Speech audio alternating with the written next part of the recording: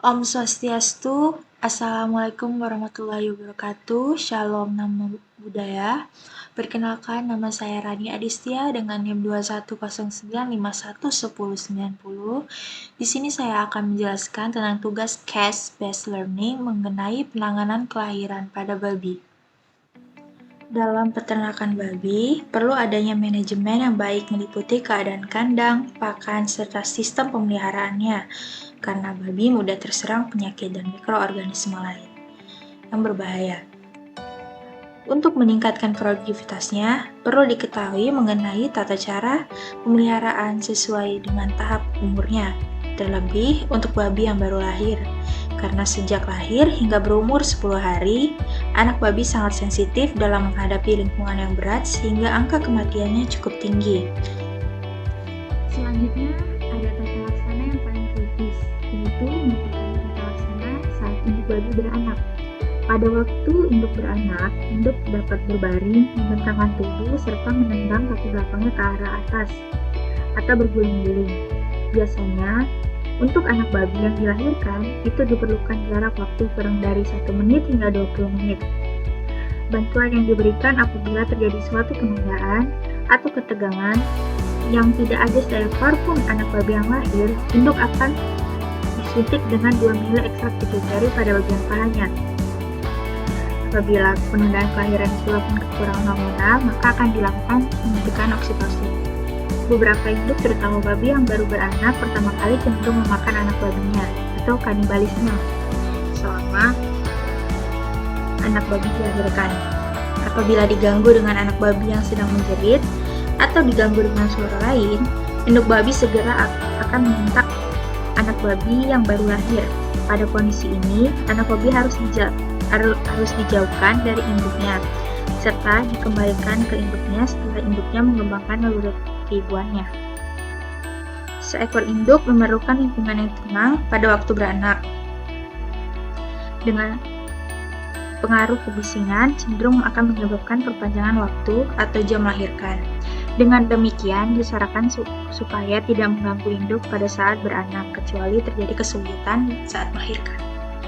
Selama proses kelahiran hingga anak babi lahir, kandang harus tetap dijaga tetap bersih dan kering.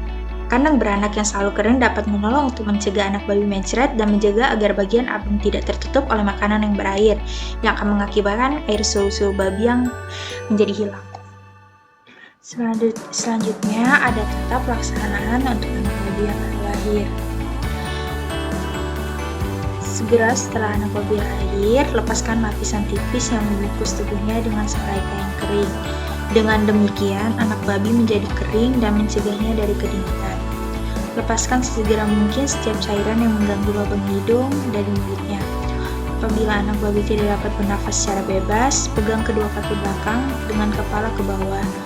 Lalu, ayunkan perlahan untuk mempercepat pelepasan cairan dari lubang hidungnya. Untuk tata pelaksanaannya, itu ada memotong tali pusar, yang kedua ada memotong gigi, ketiga ada memotong ekor, keempat mendapatkan kolostrum, kelima penyuntikan zat besi, keenam penitipan anak babi, ketujuh ada pembuatan tanda atau nomor, dan terakhir ada kastrasi atau pengembirian.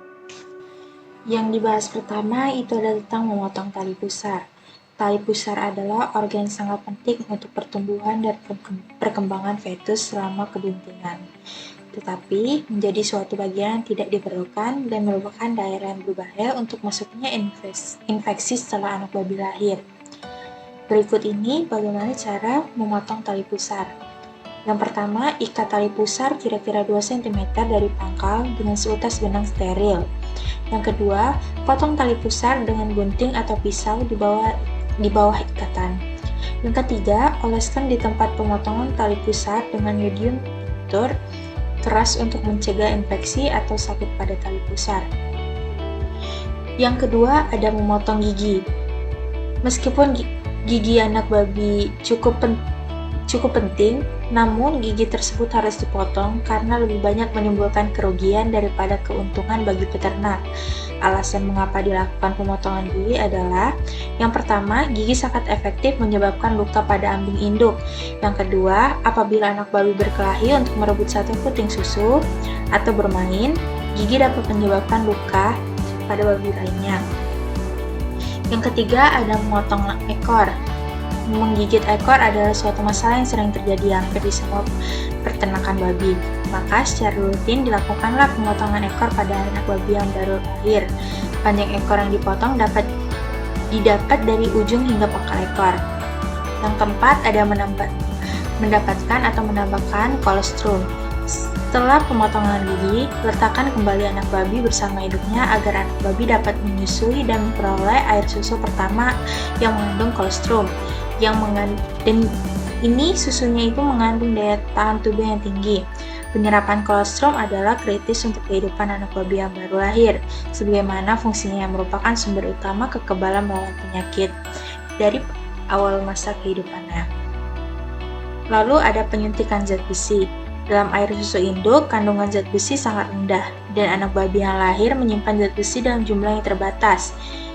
Pada waktu lahir, dalam tubuh anak babi mengandung kira-kira 40 hingga 50 mg zat besi, disimpan terutama dalam hati, di mana anak babi mulai menggunakannya setelah ia lahir. Secara rata-rata, anak babi membutuhkan 7 mg zat besi pada setiap harinya di minggu pertamanya sejak ia lahir. Sedangkan air susu induknya hanya dapat memberikan 1-2 mg per hari kepada setiap ekor anak. Lalu ada penitipan anak babi dan makanan buatan. Itu anak babi yang kehilangan induknya dapat jadi karena faktor seperti induk mati setelah beranak, ambingnya luka, dan tidak dapat menyusui dan jumlah anak yang terlalu banyak. Penitipan dapat berhasil apabila induk ditangani dalam kandang yang mempunyai tempat beranak dan mulai dititipkan dalam waktu 40 jam setelah ia lahir. Lalu ada pembuatan tanda atau nomor. Tiap ekor anak babi dalam seperindukan harus diberi tanda atau nomor dalam waktu 24 jam setelah ia lahir untuk mengukur penampilan dari kelompok. Kebijaksanaan dalam mengafkir dan ketegasan dalam menyeleksi bibit mengganti, para peternak kecil biasanya memberi tanda pada babi dengan membuat titik-titik pada kulit atau tanda tertentu pada bulunya. Lalu yang terakhir ada kastrasi. Kastrasi merupakan suatu pengambilan bagian kelamin utama dari pejantan, dan yang terbaik dilakukan pada waktu anak babi berumur 2 minggu. Pada umur ini, anak babi dengan mudah ditangani. Tujuan dari pengebirian adalah untuk memperbaiki karkas, akan tetapi kenyataannya secara keseluruhan memperlihatkan bahwa pertumbuhan babi jantan hampir sama bila tidak lebih cepat daripada babi yang dikebiri pada umur pasar yang sama, dan dengan efisiensi penggunaan makanan dan kualitas karkas yang lebih baik. Melakukan kastrasi merupakan suatu operasi yang sederhana, tetapi hal ini dapat menimbulkan bahaya apabila seseorang tidak mempertimbangkan kondisi ternaknya. Kastrasi dapat berhasil pada setiap musim, akan tetapi paling baik dilakukan apabila keadaan cuaca yang baik. Anak babi yang baru lahir tidak mampu mengatur suhu tubuhnya sebelum umur 2-3 hari. Tambahan panas diberikan selama keadaan dingin atau cuaca buruk.